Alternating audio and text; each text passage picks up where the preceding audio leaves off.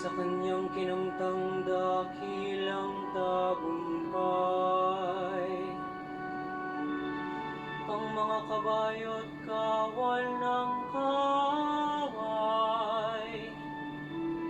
sa pusod ng dagat lahat natabunan.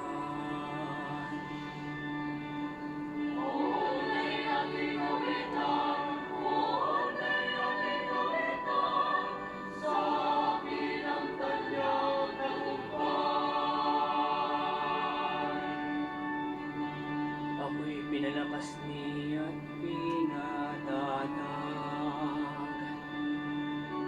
Siyang sa'king nagkukop, nag-ingat. Diyos ng magulang ko, aking manliligtas.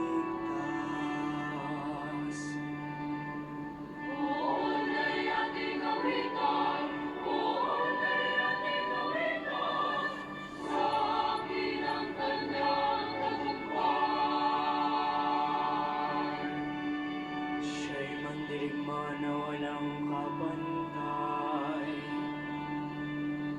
Panginoo'y kanyang pangalan. Nang ang mga kawal ng Faraon sa dagat ng mga tambo ay nangagsilusong, ang lahat ng ito ay kanyang nilunod,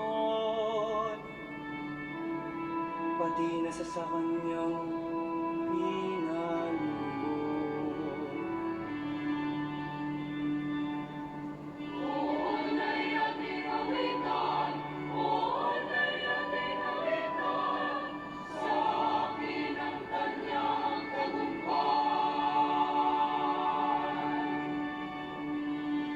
Sila'y natabunan ng alon sa dagat,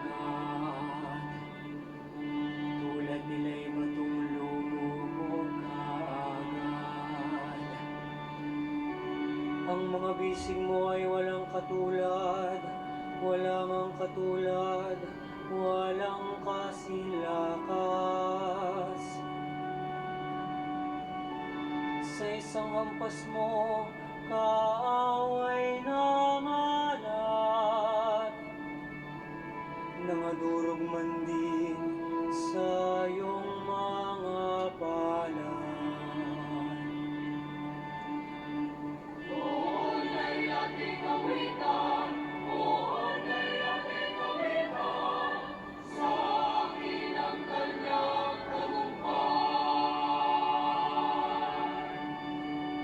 Sila'y dadalhin mo sa pinili mong bundok, sa lugar na itinangi mo para maging iyong lubos. At sa santuaryong natayo ayon sa iyong loob, ikaw po maghahari magpakailanman. Oon ay ating awitan, oon ay ating awitan, sa akin ang kanyang tagumpay. Ang lahat po ay magsitayo. Manalangin tayo. Ama naming makapangyarihan, noong unang panahon ay iyon ang idinulot na mabanag ang himala ng bagong tipan. Sa pagtawid sa dagat bilang tagapahiwatig, nang nagaganap sa pagbibinyag na siyang paglaya ng iyong sambayanan sa pagkabihag.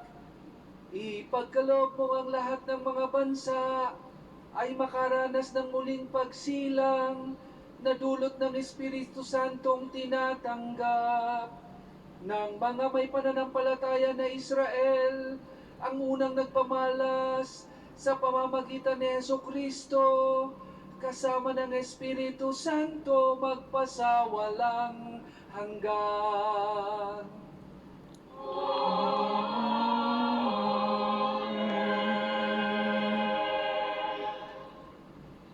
Gloria in excelsis Deo.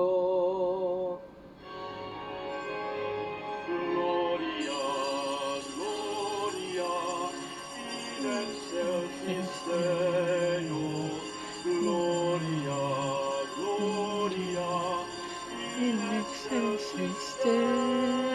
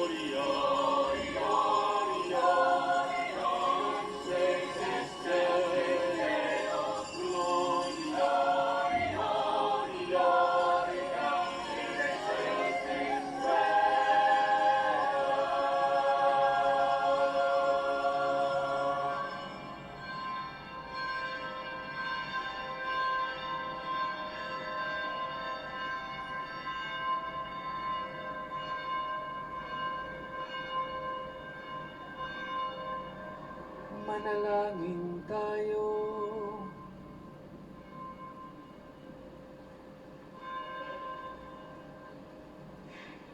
Ama naming makapangyarihan, ang kabanal-banalang gabing ito ay pagliliwanag mo sa kadakilaan ng pagkabuhay ni Kristo. Antigin mo ang espiritu ng pagkupkop upang sa pagbabago ng aming buong pagkatao, kami wagas na makapaglingkod sa iyo. Sa pamamagitan ni Hesu Kristo, kasama ng Espiritu Santo magpasawalang hanggan.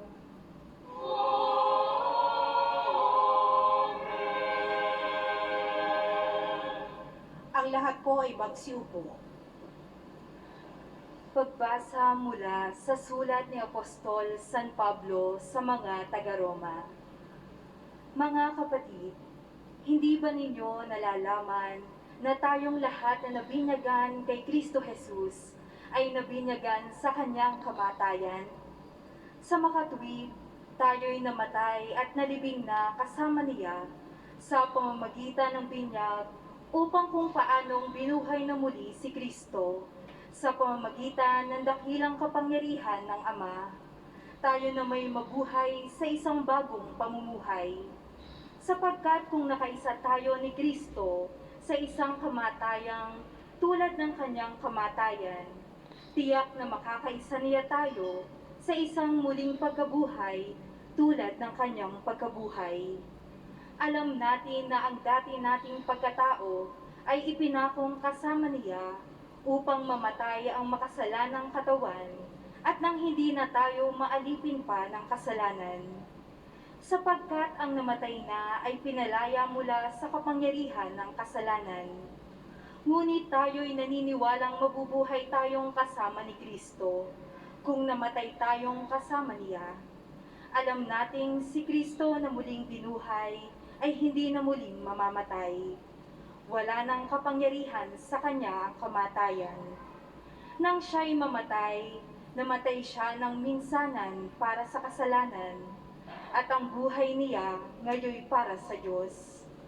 Kaya dapat ninyong ibilang ang inyong sarili na patay na sa kasalanan, datapwat buhay naman para sa Diyos, sa inyong pakikipag-isa kay Kristo Jesus. Ang salita ng Diyos. Salamat sa Diyos. Ang lahat po ay magsitayo para sa pagbabalik ng Alleluia.